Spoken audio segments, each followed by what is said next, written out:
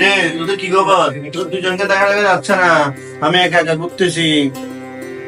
আরে পড়ালেখা নিয়ে বিজি মনে হয়।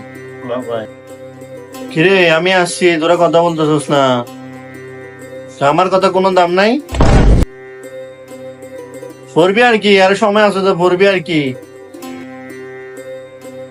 এই কথা শোনস না তোরা? আরে এত প্যারা নিচ্ছিস কেন?